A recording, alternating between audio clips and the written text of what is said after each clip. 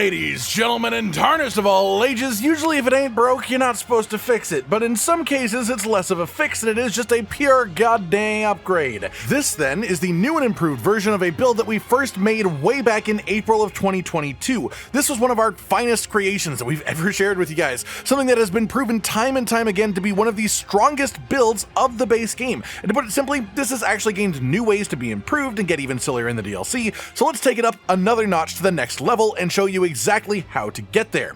This is the Pogo Stick of Doom. Quite simply, a ridiculous amount of synergy based around two main things: the Scavenger's Curved Sword, which has natural bleed buildup on it, but also incredibly high physical damage scaling when set to occult affinity, which then also makes the bleed buildup scale even further with your arcane stat, and then jump attacks because power stancing Curved Swords gives you a 4-hit jump attack. Combine that with every source of multi-hit boost of the game, add in a bit more bleed on top, and suddenly you're able to pump out tens of thousands of damage in seconds. Not to mention there is even added versatility in the DLC for this, because you can just incredibly easily transfer this into a sprint attack build as well, because the sprint attack for this is also 4 hits, and there is new armor and a new talisman that buffs sprint attacks in the game. With the rest of this setup, not even changing a little bit around it. That said, you've been watching this destroy the DLC already in the footage so far, so let's talk about everything you need to do to have this yourself, with the caveat that I will assume that you have all the pieces from the base game already.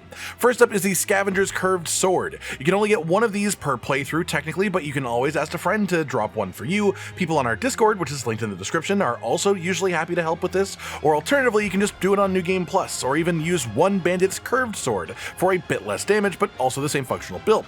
You want to set this to occult scaling so it scales with your arcane, and also so that it scales the natural bleed buildup on the weapon, and you will do this with the seppuku Ash of War, which I'll get into the specifics of later, but basically it's just more damage, more bleed, which is just good for us. Past that, you want a seal. The Dragon Communion seal actually scales quite well with our stats and is 0 weight, so it's perfect. Then you want the White Mask Helmet for a 10% damage boost for 20 seconds after a bleed occurs nearby.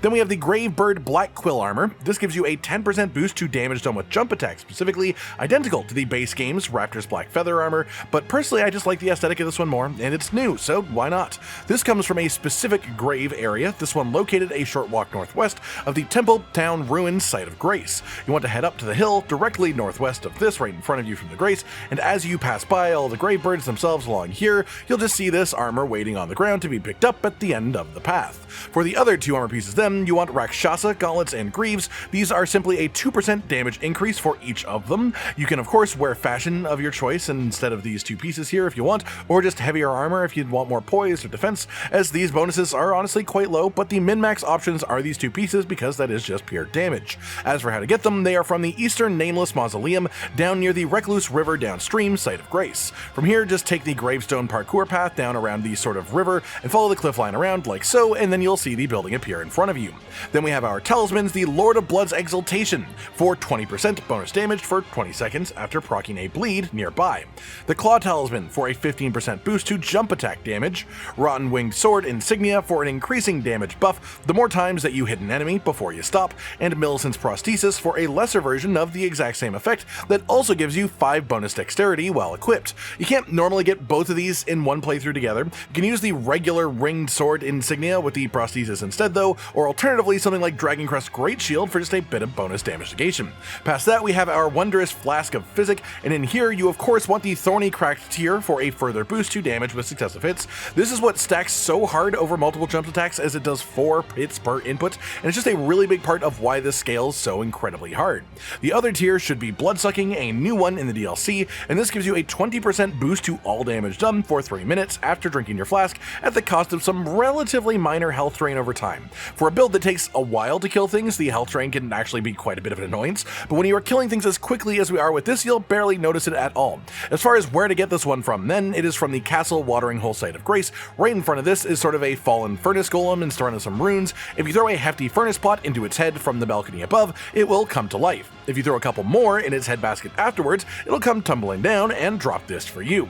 Past that, we have our spells then, which are just buffs. Golden Vow for 15% boost to all damage and 10% boost to damage negation for 80 seconds, and then Flame Grant Me Strength for 20% boost to our physical damage for 30 seconds. This one gets a bit interesting as well, because a new item in the DLC is Sacred Bloody Flesh, a consumable.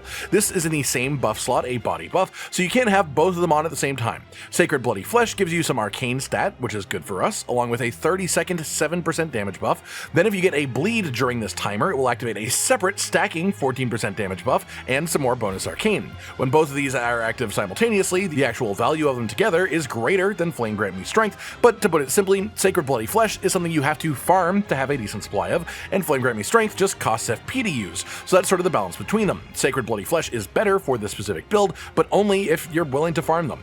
That does it for the actual things that you need then, so let's talk about your stats. 60 Vigor to start with as just the general prerequisite for not getting flattened by boss attacks in the DLC. Then you need 80 Arcane as our main weapon scaling stat, and also our bleed build-up scaler too.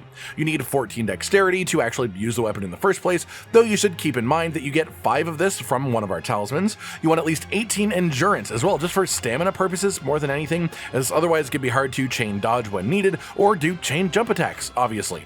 Then you need 25 Faith to allow the use of our actual spells as well, and then any remaining points that you have left would go into Dexterity for further damage scaling, or if you have a lot of extra points, say you're like level 200 or above, you'd probably start putting some points into Strength as well, because it'll start scaling damage better than Dexterity eventually. As for how to actually play this then, apply all of your buffs right before the fight. The correct order for this being Rune Arc, then Golden Vow, Cerulean Flask to regenerate mana, two-hand the left weapon and use Seppuku for the buff, then go back to dual wielding and use Seppuku on your right-hand weapon. Drink your Crimson Flask, then drink your Wondrous Flask, eat your Sacred Bloody Flesh, and then begin the fight. Once you're actually in the room then, it's pretty simple, honestly. You barely even have to actively look for openings, really. Just jump and power stance attack, jump and then power stance attack. Dodge if necessary, otherwise just repeat this process until the boss dies, which honestly will not be very long at all. Some bosses do have irritating hitboxes for jump attacks, like Saint of the Bud, for example, and as I mentioned earlier, you can always just switch to a more sprint attack focused setup for these enemies with minimal difference if you want to. That just about does it for today then, everyone. Quite simply a full guide to the even more than ever, just ridiculously powerful pogo stick of doom build. Jump up, and yet down. Specifically, the boss's health bar. I hope you've enjoyed this video then, and hopefully you enjoy using this build for yourself as well.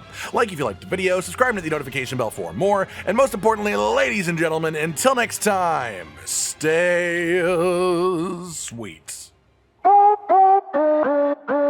Josh, Cotton, and Hollow with the videos, dropping the humor like a hammer on your tippy toes, bringing entertainment on a daily arrangement to take our insanity and turn it into entertainment. Yes, I said entertainment twice, to reiterate that it is nice to look into your faces on a mostly daily basis when you let us in your homes to make the whole world a stage. Goodbye.